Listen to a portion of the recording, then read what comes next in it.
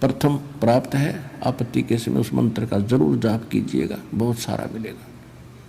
सतनाम प्राप्त है तो सतनाम का सेवन करिए आपत्ति में, चाहे किसी प्रकार की भी है, चाहे रोग है या कोई और पशु पक्षी से है या कोई संसारिक व्यक्तियों से है या कोई राज दरबार से है, एक बार उसका सेवन अवश्य करके देखना, आपको कैसे चमत्कार मिलेगा, पर सच्चे दिल से।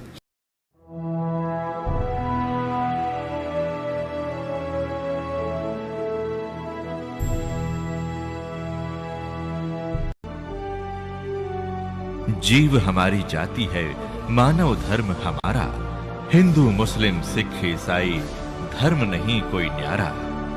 वो कहाँ बैठता है जाकर के, एक जो 11वां द्वार है, 11वां द्वार है, वो अक्सर पुरुष के लोक में जाकर निकलता है। उस गेट पर ये स्वयं चौकीदारी करता है कि कोई इधर से एक भी ना चला जा।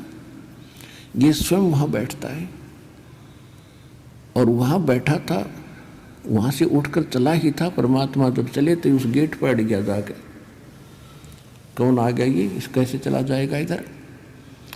तो परमात्मा निकट गए तो परमात्मा ने कहा कि देख बेटा गरीबदास, ये है यू काल भयंकर, इसके सामने ब्रह्मा विष्णु महेश की हिम्मत नहीं कि इसके सामने, इसकी शक्ति के सामने टिक जा। वो चार भुजा के भगवान ये 1000 का है। अब तो ये 2 भुजा बनाए बैठा है, ये 1000 भुजा तक बना सकता है। ब्रह्मा विष्णु महेश तो 16 कला के प्रभु हैं, ये 1000 कला का भगवान है। और जिस परमात्मा के पास मैं तुझे ले जा रहा हूँ असंख्य कला का मालिक है वो। और देखना, अब मेरे पास ऐसा मंत्र है,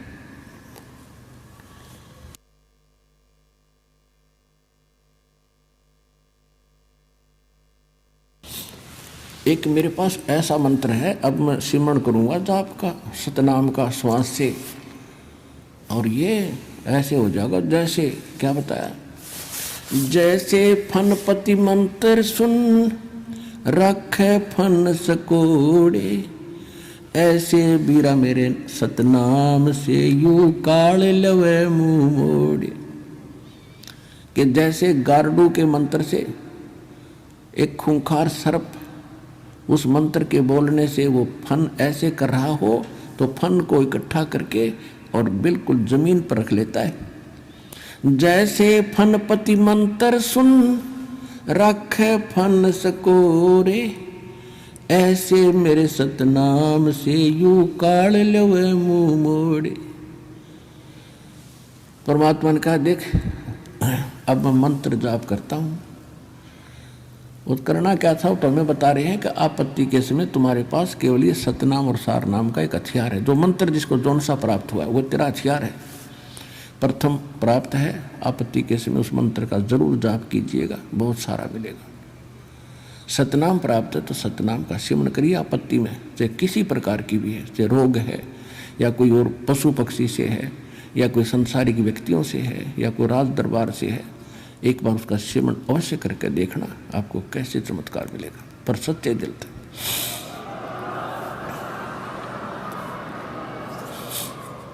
और सारनाम प्राप्त है, सारनाम का जाप करिए, सतनाम प्राप्त है, सतनाम का करिए, प्रथम मंत्र प्राप्त है, प्रथम मंत्र का जाप कीजिए। तो जो ही परमात्मा ने कहते हैं कि मैं देख ले भाई सेवन कर रहा हूँ, उसी समय काल जहाँ उस गेट के ऊपर 11वें द्वार पर वो कड़लाए बैठा था और ऐसा सिर झुक गया उसका।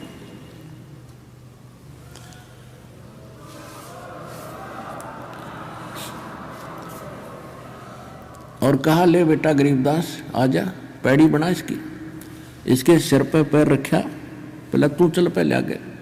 गरीबदास जी ने सिर पे पैर रखा, अंदर कूद गए, बालक थे, ऐसे परमात्मा ने सिर पे पैर रखा और आगे चला गया। वो फिर ऐसे हो गया, कदे और ना निकल जा, 2 तो गए तो गए, ये तो कर डारे है।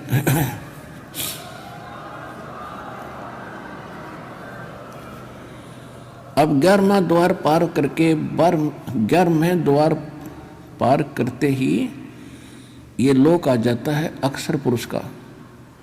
गीता अध्याय नंबर 15 के श्लोक नंबर 16 और 17 में 3 पुरुष हैं।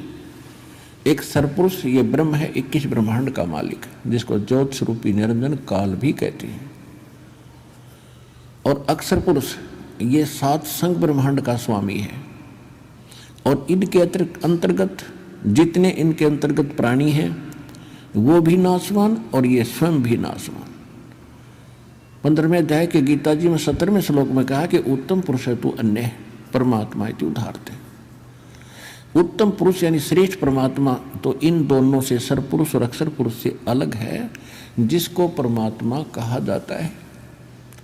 यह लोक धर्म अविषय विवृत्ति अवैश्वर है, जो तीनों लोकों में प्रवेश करके सबका धारण पोषण करता है, यानी कुल का मालिक वासुदेव।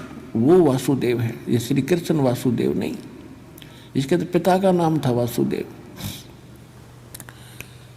तो तब उस अक्षर पुरुष के लोक को पार करके फिर परमात्मा ने बताया कि जब तुम यहाँ आओगे, यहाँ इसके बहुत लंबा क्षेत्र है, इसके यहाँ से आपने जाना है तो यहाँ आपको इसका वो मिलेगा, विमान मिलेगा, और इसका टैक्स देना है आपने। उस बहर गुफा तक जाने का, 12वें द्वार में प्रवेश करने तक इसका टैक्स देना है। उसका एक मंत्र दूंगा जो इसकी कमाई बनेगी। फिर ये तैयार रखेगा आपके लिए यहाँ एक विमान है, और आपको 7 संग ब्रह्मांडों को पार करके बहर गुफा में छोड़ेगा। उसके बाद एक मंत्र और दिया जाएगा जो सार नाम है, उसकी कमाई से आप यहाँ स्थायी स्थान पाओगे। तो ज्यों ही परमात्मा वहाँ पहुँचे तो अक्षर पुरुष का सारा स्थान दिखाया। अक्षर पुरुष के पास पहुँचे, वो खड़ा हो गया। वो ऐसा निकम्मा नहीं है जैसा ये काल है, लेकिन वहाँ भी जन्म मृत्यु प्राणियों की बनी रहेगी, लेकिन उनकी आयु बहुत बड़ी है। फिर भी जन्म मृत्यु पशु पक्षी ऐसे ही हैं, लेकिन वो किसी को खाता नहीं, स्वार्थवश दुखी नहीं करता। लेकिन कर्म आधार दंड वहाँ भी पुण्य और पाप, स्वर्ग और नरक दोनों ही बने हुए।